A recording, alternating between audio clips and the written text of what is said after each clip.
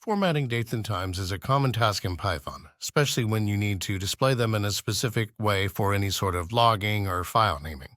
The string of time function from the datetime module allows you to convert a datetime object into a string that matches your desired format, and you can really customize every part of it, which makes it super useful. So let's look at an example. First, we need to import the datetime module and create a datetime object. Once we have that, we can use the function to format the date and time. So let's say we want to format the day as a day, month, year.